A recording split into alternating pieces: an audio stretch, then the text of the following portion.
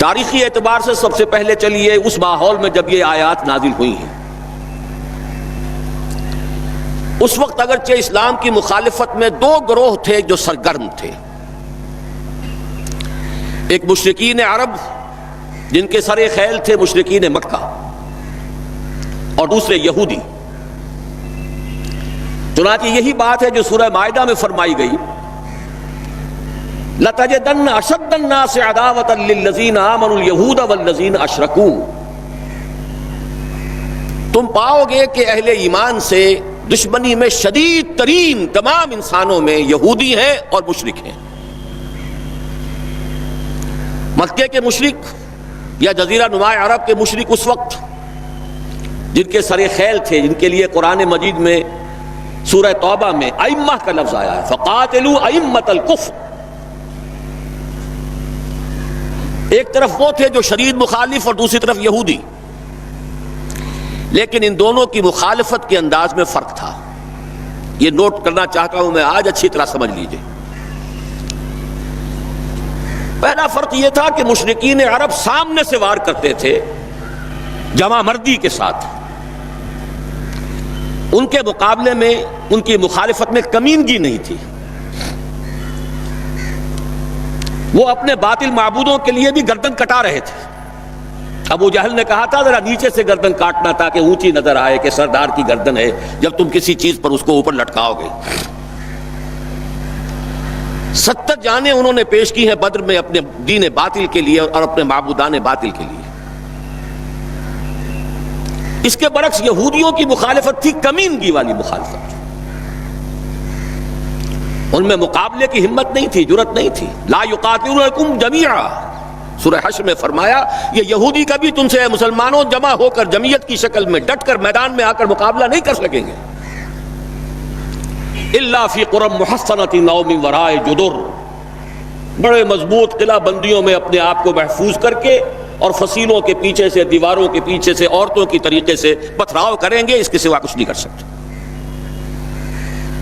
تو پہلا فرق یہ تھا کہ مشرکین مکہ اور مشرکین عرب بالعموم مخالفت کر رہے تھے، لیکن ان کی مخالفت جمع مردوں والی مخالفت تھی، سامنے کے دشمن کی حیثیت سے کھلم کھلا علی الاعلان، جبکہ یہودیوں کی مخالفت میں کمینگی تھی، سازشی انداز تھا، خود لڑنے کی بجائے دوسروں کو ابھار ابھار کر لاتے تھے۔ اور دوسرا بڑا فرق کیا تھا؟ اس پہلے فرق کو تو نمایاں کیا اسی لفظ سے کہ گویا کہ اپنے منہ کی پھونکوں سے بجھانا چاہتے ہیں۔ ابو جہل بھی بجھانا چاہتا ہے اللہ کے نور کو، لیکن اپنے زور بازو کی بنیاد پر۔ اور یہ لوگ کردار کے اعتبار سے اتنے گر چکے ہیں کہ زور بازو کی بنیاد پر نہیں، منہ کی پھونکوں سے بجھانا چاہتے ہیں۔ بہترین تعبیر کی ہے اس کی مولانا ظفر علی خان نے کہ نور خدا ہے کفر کی حرکت پہ خندہ زن، پھونکوں سے یہ چراغ بجھایا نہ جائے گا۔ دوسرا فرق یہ تھا کہ اگرچہ مشرکین میں بھی ایسے لوگ تھے جو پہچان چکے تھے کہ محمد اللہ کے رسول ہیں، سچے ہیں، صادق ہیں، لیکن وہ استثنائی معاملات تھے، وہ غافل تھے۔ قرآن مجید میں بار بار ان کے کفر کے لیے ایک توجیہ پیش کی گئی ہے کہ ان کے پاس کوئی رسول آیا ہی نہیں، ان کے لیے رسالت اور نبوت بڑی ایک عجیب سی شے تھی، وہ چیزیں ان کے ذہن سے بالکل خارج ہو چکی تھی۔ لیکن یہود کا معاملہ اس کے برعکس تھا، وہ 100% پہچانتے تھے محمد رسول اللہ کو صلی اللہ علیہ وسلم، بالخصوص ان کے علماء، یعرفونہ کما یعرفون ابناءہم، پہچانتے ہیں اسے جیسے کہ اپنے بیٹوں کو پہچانتے ہیں، علی وجہ البصیرۃ، وہ کسی مغالطے میں نہیں تھے، پوری ڈٹائی کے ساتھ پہچانتے ہوئے۔ آپ کو تو معلوم ہے کہ حضور صلی اللہ علیہ وسلم کی جو نشانیاں ہیں ان کا تو معاملہ بہت آگے کی بات ہے۔ حضور کے ادنا رفقا کا معاملہ کیا تھا کہ حضرت عمر رضی اللہ تعالیٰ عنہ کے بارے میں پوری ان کی صفات ان کے ہاں موجود تھیں، اور عیسائی علماء نے ان کے ساتھ ٹیلی کر کے ہی حضرت عمر کو سامنے کھڑے ہو کے دیکھ کر اور پھر جو ہے یروشلم کا قبضہ دیا تھا کہ ہاں یہ وہی درویش بادشاہ ہے جس کا ذکر موجود ہے ہماری کتابوں میں کہ یروشلم اس کے ہاتھوں فتح ہوگا۔ تو یہ دو فرق ذہن میں رکھیے، یریدون لیطفئوا نور اللہ بافواہہم واللہ متم نورہ۔ دوسری بات جو سوچنے کی ہے اس آیت میں کہ نور اللہ سے مراد کیا ہے؟ اللہ کا نور ایک اعتبار سے ذہن منتقل ہوتا ہے قرآن حکیم کی طرف۔ نور اصل میں قرآن مجید میں ہدایت کے لیے بھی آتا ہے، تورات کے لیے آیا فیہا ہدی و نور، انجیل کے لیے آیا فیہ ہدی و نور، روشنی ہی سے انسان راستہ دیکھ سکتا ہے۔ الہدا قرآن حکیم، ہدایت کاملہ، اس کے لیے خاص طور پر لفظ آیا ہے۔ سورہ تغابن میں فرمایا فآمنوا باللہ ورسولہ والنور الذی انزلنا واللہ بما تعملون خبیر۔ ایک مفہوم تو یہ ممکن ہے قرآن مجید کے اس اصول کے تحت کہ القرآن یفسر بعضہ بعضا، ویسے یہ کہ اس کا عام مفہوم اسلام، ہدایت، جس معنی میں چاہے لے لے، لیکن میرا ذہن زیادہ جس چیز کو قبول کر رہا ہے وہ ایک ایسے شخص کی تعبیر ہے جو اگرچہ کوئی معروف عالم دین نہیں تھا، میں نہ عارف نہ مجدد نہ محدث نہ فقیہ، اقبال اپنے بارے میں صاف کہہ رہا ہے، میں نہ عارف نہ مجدد نہ محدث نہ فقیہ، لیکن واقعہ یہ ہے اور آپ کے علم میں ہوگا، میرا موقف یہ ہے، اس دور میں قرآن مجید کا نور بصیرت اللہ تعالیٰ نے بڑے وافر پیمانے پر انہیں عطا کیا تھا۔ انہوں نے تعبیر کیا ہے اس نور کو نور توحید سے، چنانچہ یہ اتمام کا لفظ اس کے ساتھ واللہ متم نورہ، جواب شکوہ کے شعر میں کہ وقت فرصت ہے کہاں، کام ابھی باقی ہے، نور توحید کا اتمام ابھی باقی ہے۔ واللہ متم نورہ ویابی اللہ الا ان یتم نورہ، یہ بھی نوٹ کر لیجئے، عربی زبان میں شدید تاکید کرنی ہو تو اس میں فاعل کی شکل میں لایا جاتا ہے، واللہ یتم نورہ بھی ہو سکتا تھا، نہیں، واللہ متم نورہ کر کے رہے گا۔ اور پھر اس کو منفی اسلوب میں بھی بیان کر دیا تھا کہ کوئی شک و شبہ نہ رہے، مثبت بھی آ گیا واللہ متم نورہ، اور منفی ویابی اللہ الا ان یتم نورہ، اللہ کو ہرگز منظور نہیں ہے مگر یہ کہ وہ اپنے نور کا اتمام فرمائے۔ وقت فرصت ہے کہاں، کام ابھی باقی ہے، نور توحید کا اتمام ابھی باقی ہے۔ میں چونکہ یہاں اسی تعبیر کو اختیار کر رہا ہوں، اس کے اعتبار سے ایک سوال پیدا ہوتا ہے، کیا نور توحید کسی بھی اعتبار سے نامکمل تھا، ناقص تھا، جس کے اتمام اور تکمیل کی ضرورت تھی؟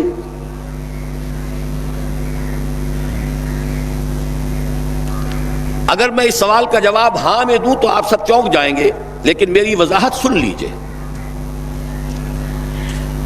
جہاں تک عقیدے کا نور ہے، عقیدے کی توحید ہے،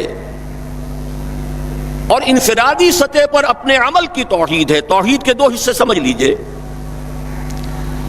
ایک توحید ہے عقیدے کی توحید، اللہ کو ایک ماننا، ایک جاننا، اس کی صفات میں، اس کی ذات میں کسی کو اس کا ساجی، ہمسر، برابر، ہم پلہ، کفر، ند، ضد نہ سمجھنا۔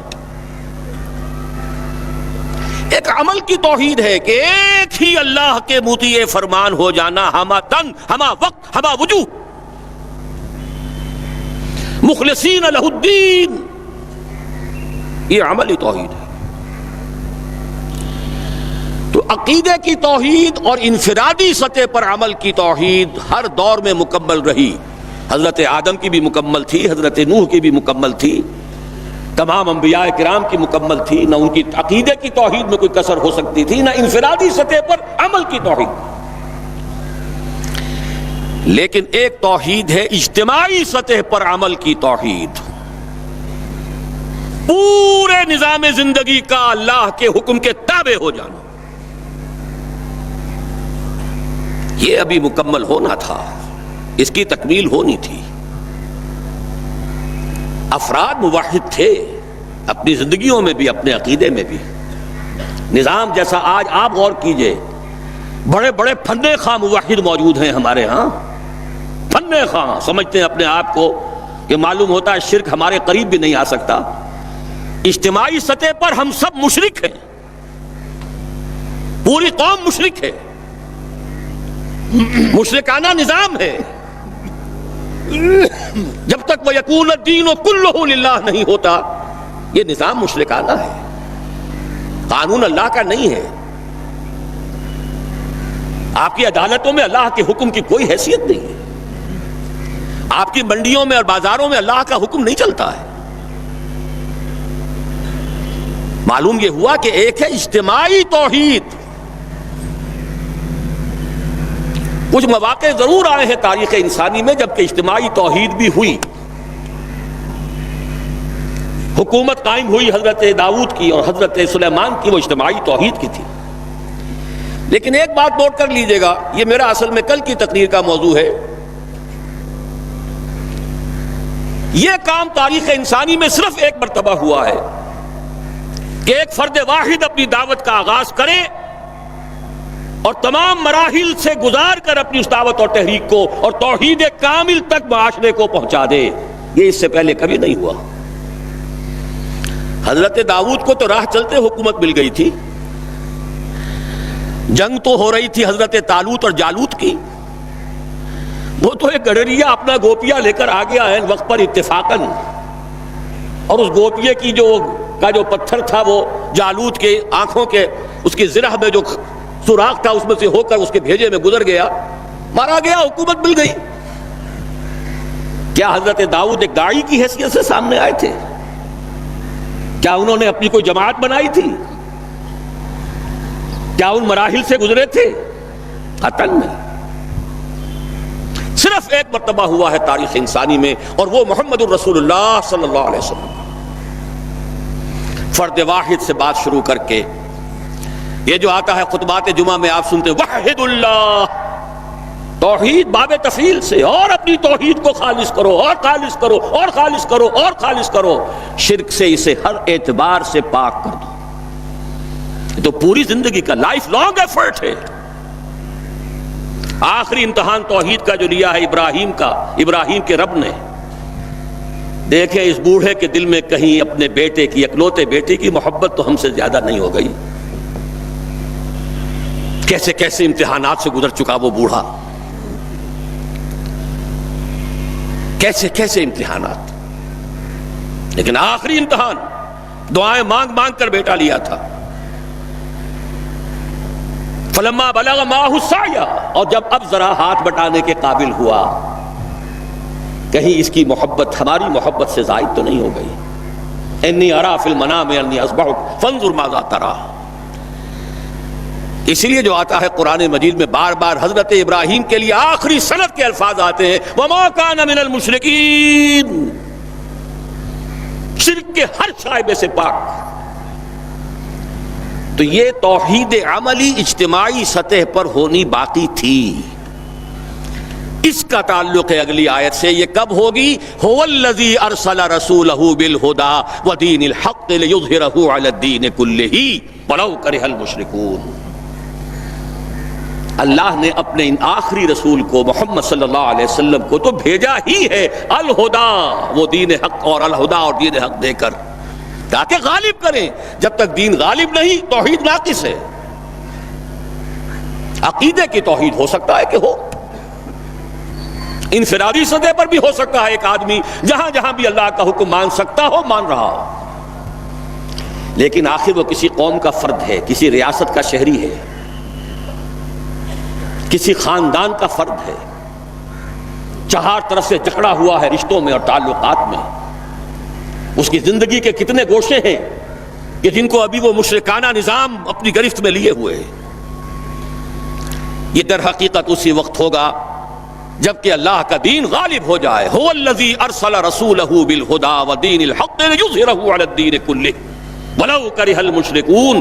مشرک تو کبھی پسند نہیں کریں گے. یہاں ذرا شرک کو سمجھ لیجئے، یہ شرک صرف عقیدے کا نہیں. آج کا سب سے بڑا شرک کیا ہے؟ اللہ کا اللہ کو دو، ریاست کا ریاست کو دو. یہ سیکولر نظام ہے، یہاں پر جو ہے حاکمیت عوام چلے گی. جاؤ مسجدوں میں اللہ کا حکم نافذ کر لو،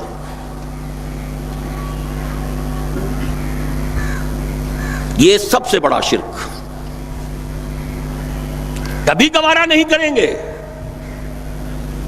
وہ توحید ہو جائے، اللہ ہی کا حکم چلے، سب پر یکساں جاری ہو جائے، سب یکساں اللہ کے حکم کے تابع ہو جائیں.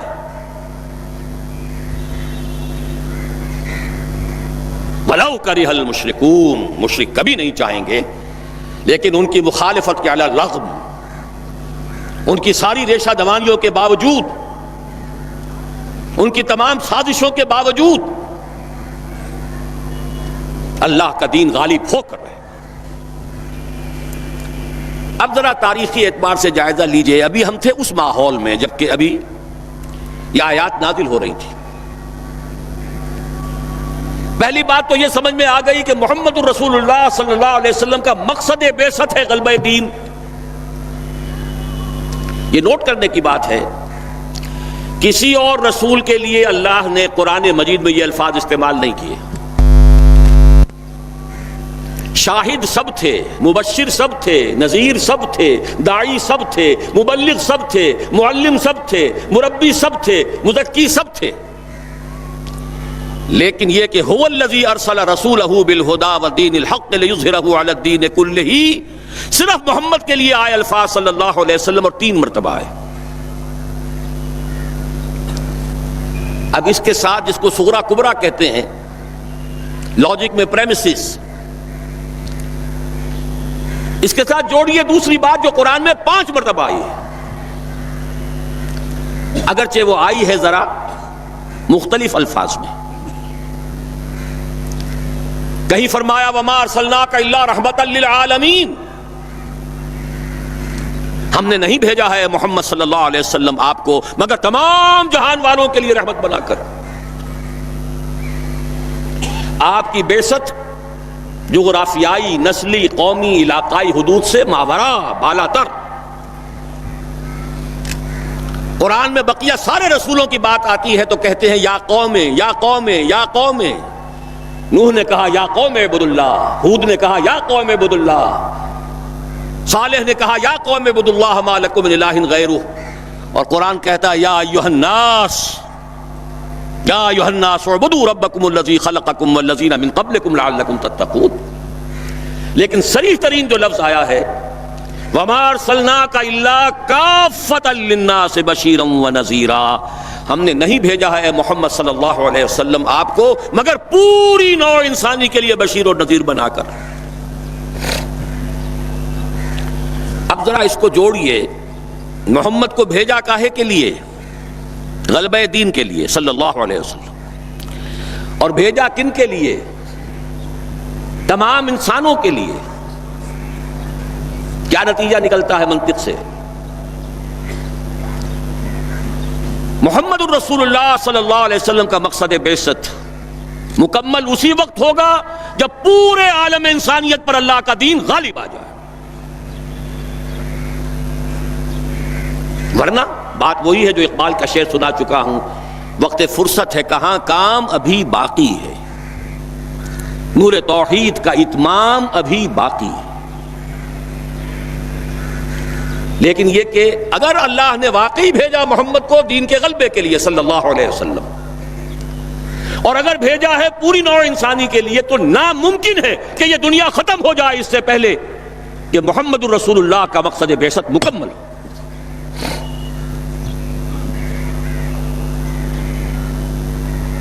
یہی بات ہے کہ جس کی خبر پیشن گوئی کے طور پر قرآن میں تو نصوص ہیں لیکن ان سے نتیجہ نکالنا پڑے گا.